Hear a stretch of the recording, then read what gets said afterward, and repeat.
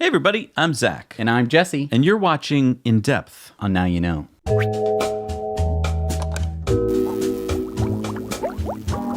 Sponsored by our friends at A Better Route Planner. You know, Bo is out there working his butt off every day to make sure that you can find your way home in your EV and type in waypoints, so if you want to pick something up on the way. Yep. And it works. 7 million times it's worked. And we're brought to you by ecoware.us, where you can get new designs every week. I'm wearing an old one. You're wearing a new one. Yes. But I mean, if you've never seen these before, they're all new to you. So head over to ecoware.us, where you're going to find new designs every week. They're all carbon offset, and we plant a tree for every purchase. And, you know, we're up to 300 trees planted. I'm feeling pretty pumped. Yeah. All right, let's get into this, Jesse. This is a conspiracy, folks. Oh boy. Gather in. Conspiracy Turn theory. the volume down low. What are we talking about? We're talking about Jack Rickard, and he wrote a blog post called The Tesla Conspiracy, or Am I a Dead Whistleblower? So, who is Jack Rickard? Well, Jack Rickard owns and operates EVTV Motorworks. And fun fact here, you can watch what's going on in his workshop on his live webcams. Check this out. It's happening right now. Okay. He has been building and converting EVs for decades. And as he puts it, we basically got out of converting EVs before we got to the early adopter stage. Basically, he was in this so long ago, doing it before anyone even knew what he was doing, practically. Right. He's probably forgotten more about solar PV, batteries, electric motors, and car conversions than most people will ever know. So when he discusses a subject pertaining to EVs, I usually try and watch it and learn. So he has a YouTube channel, and although the shots are usually long and long-winded, they are highly informative and packed with info. So this is a guy who really knows what he's talking about. He's been making electric cars for years. Before you could buy an electric car, he was converting electric cars so that people could enjoy an electric version of their favorite ICE cars. Exactly. And we're going to go through some of the highlights of his letter here on In Depth, and we recommend that you read his whole letter, so the link is down below. So Jack starts it off with, in the case of Tesla, the car and the company, if you eliminate all other possible causes, what remains is the answer. And I have the increasingly uncomfortable feeling that not all is right with the world. All right, so what is this conspiracy about? Okay, so Jack starts off by stating some of the facts that you've probably heard on this channel many times before. The Model 3 won Detroit News Magazine's 2018 Car of the Year Award. It was also named Car of the Year by Popular Mechanics. March 2018 Automotive Excellence Awards, Auto Express Car of the Year 2019, Automobile Magazine 2018 Design of the Year, the Tesla Model 3, over and over again. And then, of course, 2013, rather shockingly named the Tesla Model S Car of the Year in Motor Trend, with the astonishing admission that since 1949, there was never a car like this. Wow. And then, as we've been talking about on the show, Motor Trend named the 2013 Tesla Model S as the ultimate car of the year, the top car of the year in 7 decades of publication, naming a car of the year every year. And Jack talks about this fact because in and of itself, this is incredible because Motor Trend is paid for by advertising, and Tesla has never spent a dime on advertising. Right. So this alone is pretty astounding. Yeah. So that's part of the setup, right? That Tesla's cars are amazing. And he continues with this setup that Teslas are the safest cars. And he talks about how recently, as we reported, NHTSA's latest cease and desist letter that we talked about in the last show is some sort of governmental attempt to limit what you can say about a publicly funded and governmentally administered test. And I mean, that's exactly what we were saying in Tesla Time News, is that Tesla is just trying to report on what NHTSA tested. They're not making any false claims about what NHTSA tested. They're simply telling the world what NHTSA tested, and NHTSA's like, don't say that. Jack goes on to say, so my claim is that Tesla makes the best automotive vehicle on the planet, barring none, in all respects, including safety. It is just the best car ever built. And I would challenge anyone to demonstrate, even partially, that this is not so. I mean, there are very, very few, if any, flaws with the Model 3. So then Jack goes on, EVTV has largely ceased to convert ICE cars to electric drive, which was long ago our only reason for life. And Tesla was largely the reason. The Model 3 at $40,000 is a better car than I can do at $40,000. So his whole life, and everyone who worked at EVTV, was to convert ICE cars to electrics. And basically he has stopped doing that because it now is cheaper to buy a brand new electric car than it is to convert an ICE car where you already have a car, Right. and all you have to do is put motor and batteries in it. Right. It's cheaper to just buy a brand new and fantastically amazing brand new EV than it is to convert. So Jack goes on. Worse, it is kind of a one-sided launch. We covered the news of lots of different electric cars, and most notably hundreds of VW press releases that never were actually cars. And the conclusion was that it just doesn't matter. Porsche and BMW were the only ones that had the right stuff to compete with Tesla, and they didn't. All else didn't matter and couldn't matter. And yes, Porsche's Taycan will launch this September 4th, and they are going to sell 30,000 or 40,000 of them, and they still won't matter. Tesla just owns it. And at this point, the moats of its battery technology and costing, its supercharger network, its online sales model, the over-the-air software updates, and much, much more put it so far out ahead that the other manufacturers are still announcing the coming Tesla killer, aimed at the 2013 Tesla Model S. Problem, it is 2019. I don't even know how to put this any better than how Jack says it. So Yeah. I think I'll just let him speak for himself. That's fantastic. Yeah. He goes on. I'm at the point where if you don't have a Tesla logo on your car, you're not electric and don't matter. To the point that we are working furiously on things like an OBD2 port adapter for the Model 3 or reverse engineering Tesla batteries, not EV batteries, Tesla batteries for solar energy storage. I have a half-finished Cadillac Escalade conversion hanging in the air on a lift where it has hung for a year. But the blue sky for Tesla is essentially unlimited. They can sell all they make and make all they sell, starting at 360,000 units and topping out at 78 million. They are 0.46% of a $2.3 trillion market, and they appear, to my biased eye, to already own all of it. So what he's saying there with the 78 million cars that they could sell is basically the car market on Earth. Because essentially, the way he sees it, and to a larger extent the way I see it, there's pretty much no reason to buy any other car. Right, their closest competition hasn't even gotten up to a car that they made 6 years ago. Right. And no car that we've seen that you can buy today is pretty much anywhere close in terms of what the Model 3 can do. Right. So he goes on to say, if somebody doesn't do something pretty quickly, in the future, all automobiles will be Teslas. Hyperbole? I grow weak in the knees publicly repeating a prediction I have quietly been making for years. It is so unbelievable. All I can harvest from it now is ridicule. But you are not going to believe the big names and huge corporations that face unavoidable and absolute bankruptcy and dismemberment in the very near future. No government can save them. Hundreds of thousands, if not millions of jobs lost. Economic disruption and dislocation of unparalleled proportions. Office furniture available for 6 cents on the dollar. Not reorganization, but like Eastman Kodak, Sears, Kmart. Companies that could not fail and are already gone. Picture GM, VW, Daimler. The biggest, the best. I think that, this is the kind of stuff that we've been talking about on this show. If you've been watching the show a really long time, a lot of these talking points seem awfully similar. How these big companies that seem just so insurmountable, so solidified, so impossible to go away, really do not have in any way, in any tangible way, any sort of competition to what Tesla is putting out.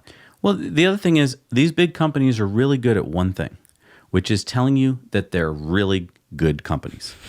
They never show a sign of weakness. And they never come out and the CEO's like, God, I don't know what to do with the company this year. Right. They don't do that. So when they do come out, you're like, wow, they seem so confident. Right. And so you're like, I guess they're going to succeed. They've got a plan. Look at history.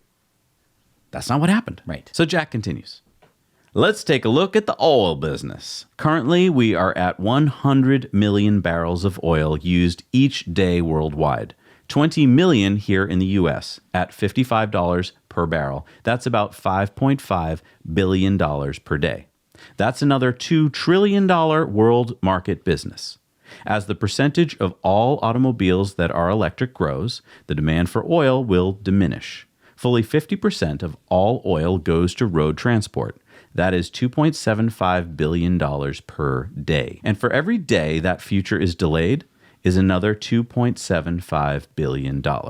It would be a $2.75 billion win if the adoption of the electric car could be forestalled for one day.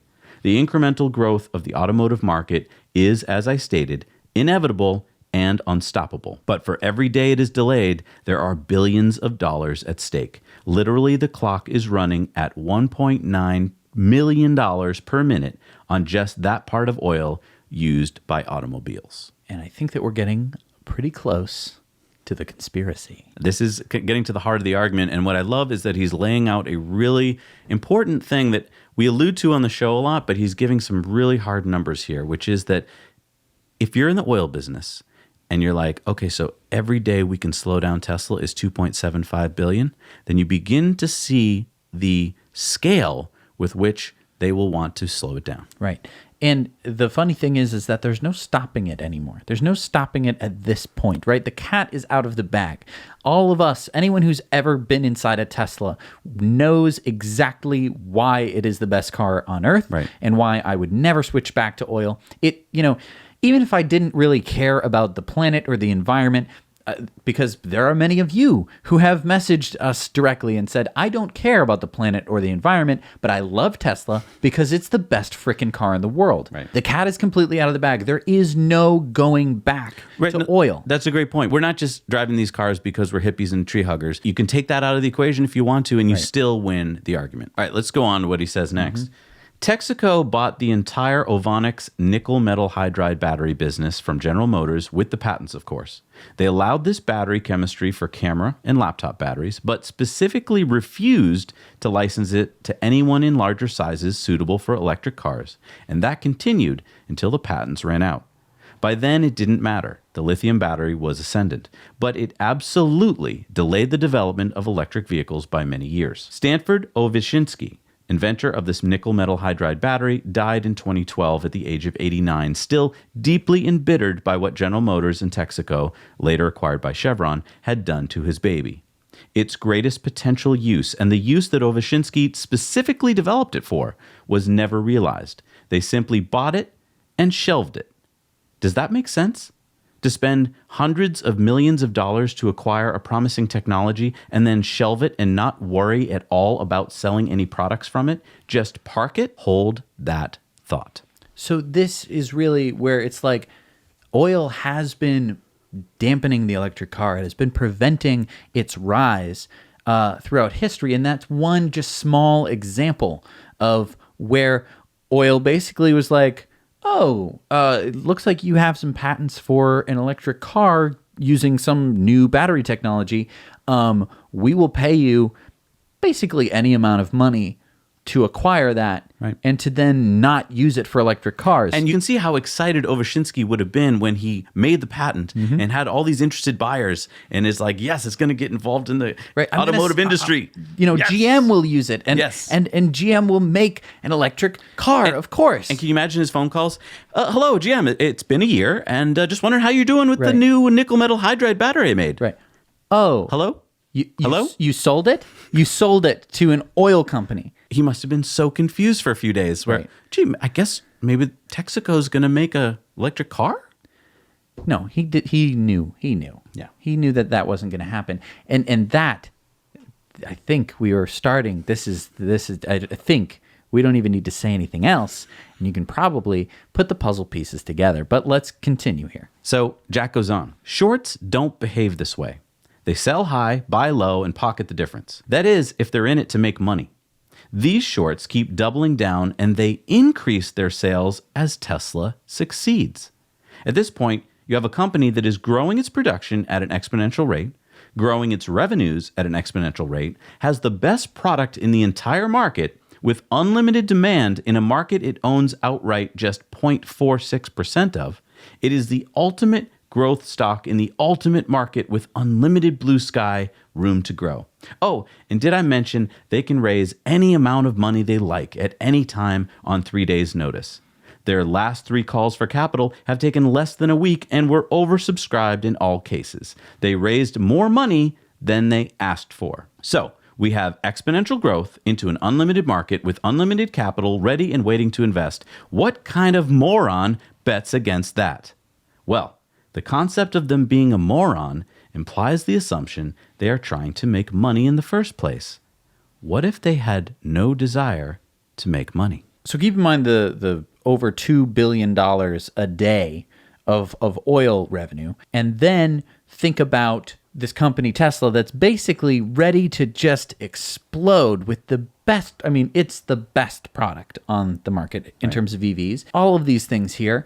And why are the shorts shorting it so much? We already talked about the billions of dollars every day that oil is making from its oil business. And they know that every day that they can delay Tesla is literally billions and billions of dollars. Right. And so it seems like the shorts are specifically targeting Tesla to lower the value of the stock, to make it harder for them to compete. Right. And don't we have like some kind of government body that would make sure that this sort of thing wouldn't happen? We do. Yeah. Yeah, it's okay, called great. the Securities and Exchange Commission. But as Jack says, but the SEC can be bought, apparently. And while they investigate, fulminate, and litigate Musk's tweeting style, what starts to look like the largest stock manipulation in the history of the United States of America is going on as we speak. Is it possible they don't know about it? In a word, no. It is not possible that a stock swindle of this proportion could be going on without the express and direct participation of the Securities and Exchange Commission, charged by law with preventing it. Absolute corruption corrupts absolutely, to misquote a phrase. This level of stock manipulation, coupled with a funded and directed disinformation campaign, could conceivably drive Tesla to failure. And at $5.5 billion per day, simply delaying the inevitable is very profitable on a total expense of $10 billion. The payback period on that is less than 2 days. Because basically, to short Tesla this much only costs $10 billion. Right. Which for oil is nothing. It's more money than you can even think of. And yet, it's enough to just be like, yeah, heck, short it. Yeah. Short it as much as we can. Exactly. And that's the scary thing. This is the conspiracy here. They're trying to prevent Tesla from succeeding. They're trying to push Tesla into failure just through these means, and not because of some problem with the markets. It's not like the market doesn't like Tesla. Right. It's not like they could put $10 billion into making a better car. That's not what they're trying to do. They're trying to get more oil out of the ground. So they have to just misdirect. They have to somehow get this to slow down so they get more oil out of the ground. Right. So Jack goes on. I still see articles explaining why batteries feature more emissions than gasoline cars, all funded by industry groups and advocacies that 1 off, 2 off, or sometimes 3 off lead directly to oil companies. So paid for disinformation campaigns are an absolutely established mode of operation for these companies. Why would they hesitate at stock manipulation to foster fear, uncertainty, and doubt? And who in the auto industry would call them out on it? GM and Texaco conspired. There were no questions or unforeseens. It was a conspiracy to defeat the concept of electric cars. So as he's pointing out, this is exactly something that happened in recent history. It's happening again. Right. And, for all the people who are just like, oh, I don't think that would happen. It's like, no, it would. You wish it wouldn't happen. Right. That's what you're trying to say. When you say it wouldn't happen, you're thinking, what kind of world do we live in where this could happen? So I'm going to wish that it doesn't happen. Right. And it's sad, but it is happening. And that's a lot of money. And when you get that much money, lots of things happen that you wish wouldn't happen, unfortunately. And if you study history, you'll see that it happens over and over and over again. It's just happening now, and it's not history, it's actual now. So it's hard for you to realize oh, are we in history right now? Yes, we are. To wrap up, Jack says the following. $4.3 trillion combined annual market between autos and oil. A puny $10 billion in expense, not investment. and a 32% short interest suddenly makes all the sense in the world. It looks like the oil companies and automakers have no possibility of losing this one. In reality, they have no way to win it. One man has them totally surrounded, outnumbered, and outgunned. Elon Musk. And I think that that's the perfect wrap-up. I mean, it's really true. You have this one guy, and I know, I don't want to make it sound like it's just him. You have everyone working at Tesla, and they are working their butts off. Yeah. I'm not going to. So you have Tesla basically completely changing an industry, completely disrupting it. Okay, and we are just seeing the very beginning of it, but it is so clear. It is so absolutely and unquestionably clear that this is the direction that the auto industry has to move in at this point. There is, as more and more people see the Model 3, and that's the only thing really stopping it, is exposure. So many people have absolutely no idea what Tesla is, who it is, and if they have heard about it, they've heard just enough FUD to make them think, I don't want this. I'm going to continue living my life the way that I've been living it. I'm going to keep going to the gas station, and I'm going to keep getting oil changes, and I'm going to keep, having to pay extra money because they have to remove the water pump for whatever reason to fix the timing belt. That's a really good point. We bumped into a guy the other day when we're shooting something who said, hey, is that one of those new Teslas? I heard they're really confusing and hard to drive.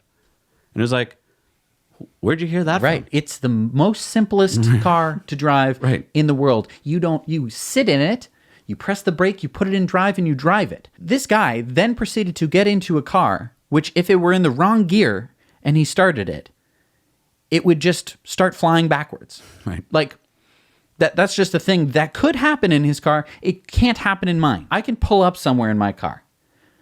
Forget to hit park. Forget to put it in park. I can hop out of the car. The car will automatically know to put it in park. Right. It won't roll away. It won't pin me against a wall until I die. It won't do any of that.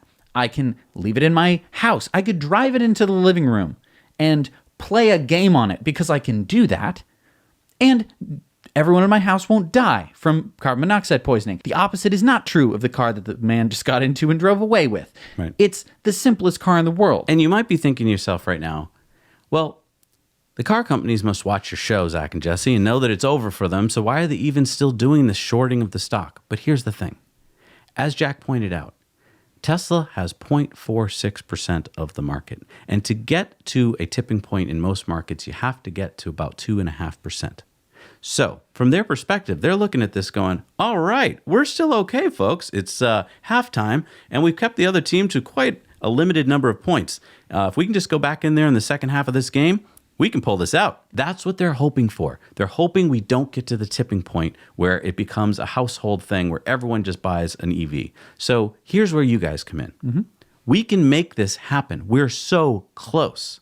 All we need to do now is get butts in seats, spread the word. We need to make sure that message gets spread because there's so much FUD out there. There's so much misinformation that people aren't allowing themselves to even experience EVs. Right. The people we bump into have so much FUD in their head. They're just like, I don't even think I want to get in this thing. It's like they're from a different planet. It's like you've encountered someone from the Spanish Inquisition. As soon as you bring up this electric car thing, people are put off. And it's sad because it would be really great to have people excited about it. And there are some people who can get very excited about it very quickly. And those people, by and large, are young people and extremely open-minded people around the world. That's a great point. If you're having trouble with your friend or family group, find the 8-year-olds in the group and have them check out the car because they'll get it immediately. And then, of course, they won't test drive it with you, but they'll ride with you. And then they will spread that enthusiasm with everyone around them because they get it immediately. Right. And you don't have to unbrainwash them about all of the things that you do have to brainwash people about an internal combustion engine car. Right. There is so much brainwashing that happens throughout your entire life from a kid going, vroom, vroom, vroom, right? all the way up until the point where it's like, yep, and you have to make sure to check the oil and to check the fluids and take it in for maintenance. I heard a story the other day about a young girl who was driving with someone in an internal combustion engine car, and she had only driven in EVs before. And when this internal combustion engine car was shifting into a higher gear and making sounds, she turned to the driver and said, "Oh my God, is there something wrong with your car?" That's what we need. Right. We need that to become the new reality, where if you hear something like that in a car, you're like, there's something wrong. And there was a period of time where we had just gone on our road trip in the Tesla Model X, and we came home, and I had a Subaru Forester, and I started it up, and it had been a couple weeks, and I was like, oh my God, my car is broken, because it just felt broken. It felt like every single part of the car was not working properly. And the funny thing was, it was working okay. Wasn't working great, it was working okay. It's such a different world, and we really, really want you to help people experience it. And hey, I know that not all of you have an electric car out there, and I would really, really recommend that if you've been listening to us this whole time, and you clearly understand what's going on, that you get yourself in an electric car. And here's the good news. I have some really good news. People who drive electric cars, by and large, are some of the nicest people in the world right now. I don't know if it's going to be true in the future, okay, but something in the world has happened that we've gotten to this point where the nicest people in the world are all driving electric cars. It is. I remember when I was a kid and my mom was telling me, like, okay, if we get separated at the zoo today, look for a woman with a baby carriage or a dog and go to her. Don't go to anyone else unless it's a police officer. That was what I was told, because that was going to get me to safety. I'm going to put it out to you now. If you see someone in an electric car, they're really, really nice. They are a good person. I thought you were going to say if you get lost. If you get lost, yeah. Find someone with an electric car. Right. Yeah, and I want to do a shout out to Jack, because I appreciate all the work you've done over the years to educate people on how they can convert cars to EVs and get solar and all that great stuff. And then to keep writing a fantastic blog post. I mean, you should go to his website. He's got blog posts on practically everything you could imagine to do with EVs. Really great stuff. Yeah. Thank you so much, Jack, for sharing this with us. And I think that your conspiracy is true. Right. I don't think you're a nut or a wacko. This is actually what's going on. We need to wake up to it. We need to make our government respond to what they should be doing, because this is an outrage that we have an SEC that is allowing this to take place when we all know, if we look at the facts, that that is what's happening. And even beyond that, we should have a government that is looking at climate change as the crisis that it truly is. It is a climate crisis. It is the biggest problem that we are facing as a global society at the moment. And I don't think we've ever faced such an existential threat since the Cold War. Right. I think that was probably the first time that humanity was like, oh, hey, you know what? All of us could die like tomorrow. Yeah. And I think that today we are looking around and being like, you know what?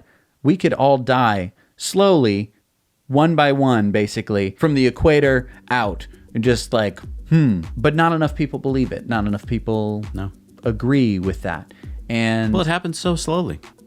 It happens so slowly. And there's like a lot of money that just really, really doesn't want you to believe that. Exactly. Who will fund studies to basically lie to you. Yep. And who will put out advertisements selling the very thing that will destroy us all. I don't know. It's almost like a conspiracy. It is. Thank you so much for joining us on this In Depth. We'll see you next week. Now you know.